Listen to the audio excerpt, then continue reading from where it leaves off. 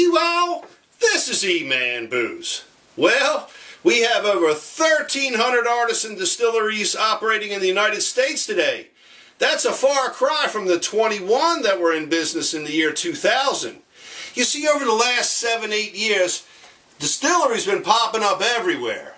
And many of them are quite young, but there are a number of distilleries now who have reached that 4 or 5 year age of being in business, and they're starting to release some longer aged spirits that have been aged in barrels, larger barrels, for 3, 4, 5, 6, 7 years. One such distillery is Cape Spirits out of Cape Coral, Florida.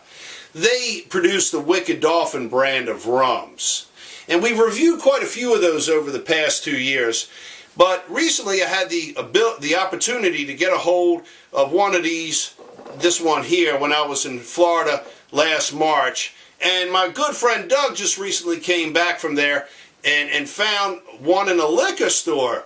Now, it's funny because he found batch 1.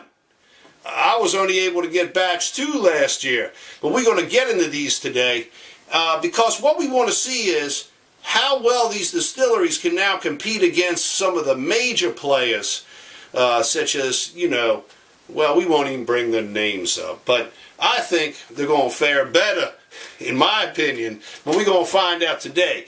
Now, Wicked Dolphin makes rum very different from most other rum distilleries.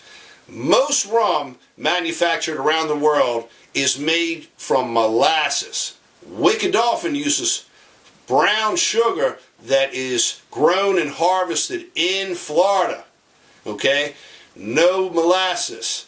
Now, the brown sugar does have about 10% of molasses inside the crystals, but it's nowhere near it doesn't produce nowhere near the same flavors that molasses produces. So it's a very unique type of rum when you make it from straight brown sugar. Let's get some of these in the glass. Let's get batch number 1 in the glass over here. And batch number 2 in this glass here. But before we try these, we got to get into a little bit more of what's behind them. And we're going to get a nice clue to that from tasting this here silver rum that Wicked Dolphin also makes. Now, I don't know why the heck they call it silver, because it ain't silver. If you look at the color, it's very light, like a straw color, because it is a very, very lightly aged rum. It's thrown in a barrel for just a small amount of time. It's really more like a blonde rum, but they call it silver. I'm going to tell them that they should consider renaming this thing a blonde rum, because to me it's definitely a blonde rum.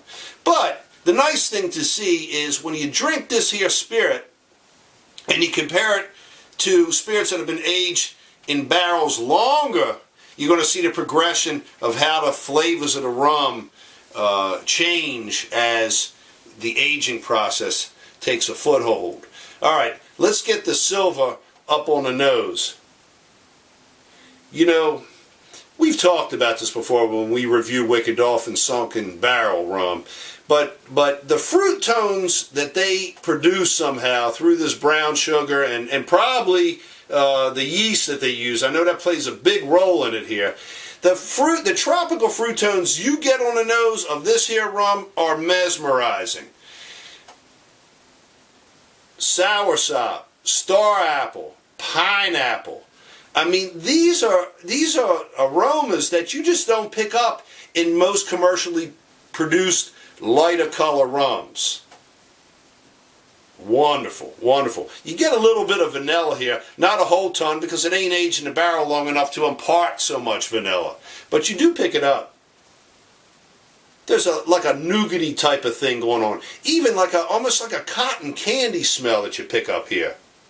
Now, there's no flavors in here, just straight cane sugar. Nothing artificial whatsoever, nothing added to it. Let's get her up on the palate.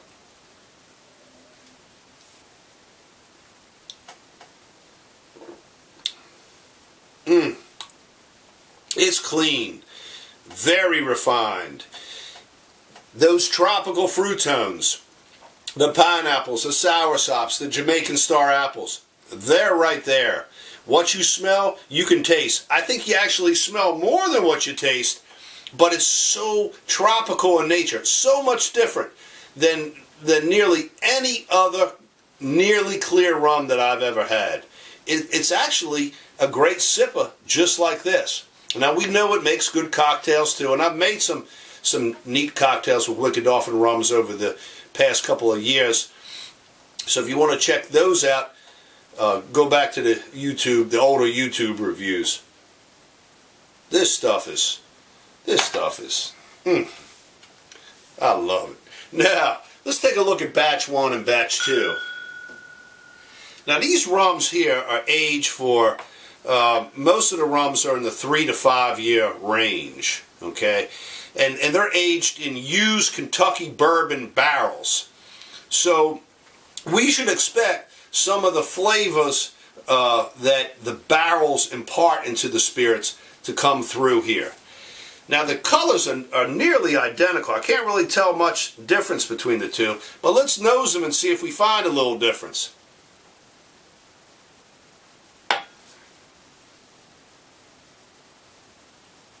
Close, close.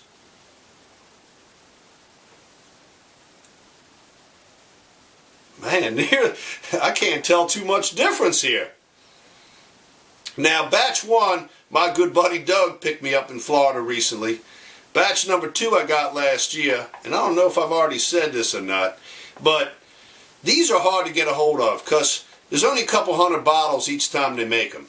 So, but they got a nice reserve, because when I was down there last year, I saw the aging room, and there's tons of barrels sitting in there with all kind of rum aging. So don't give up. If you haven't gotten yourself a bottle yet, just wait for the releases to come out and get yourself one. Let's try batch number 1 here.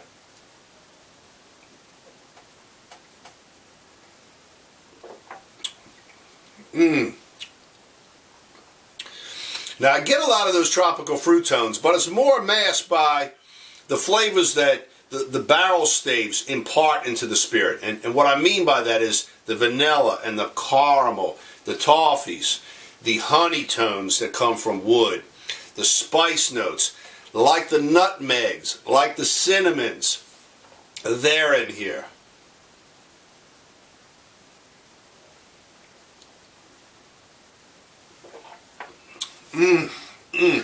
Delightful. Beautiful. Little peppery note in there. Let's try number 2.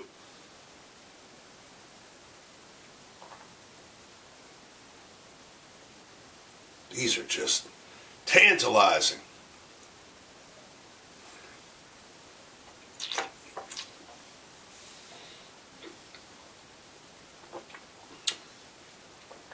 The oak shows well. Now you could incorporate these into cocktails, but I'm telling you, these are great sipping rums on their own. And I would suggest that you take your time with them. If you want to create a cocktail, you certainly can. They're not the type of rums that have picked up so much through the aging process that you would, cherish them as those once in a blue moon type of sippers. But they're fine sippers nonetheless. I can't wait till these guys put out something like a 6 and 7 year old rum, because they're going to be just absolutely remarkable. What's kind of cool about these though is, and I've drunk a lot of aged rums in my time, they don't taste nothing like most other aged rums that are molasses based. They don't even taste like the agricole rums that are made from pressed cane juice. They have their own flavor, their own profile, their own identity, and they're quite remarkable.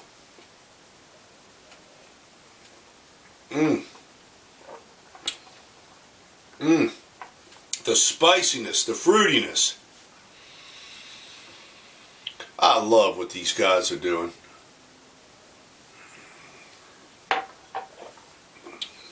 Well, they're winners. They're not that much different.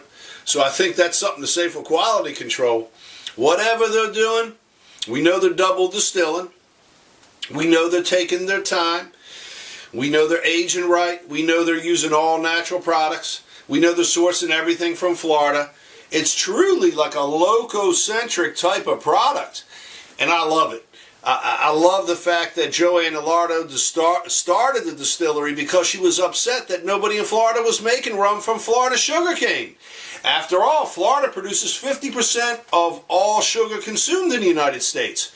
So my hat's off to her and to master distiller Dan Termini and all the folks down there that work so hard to get these spirits out there.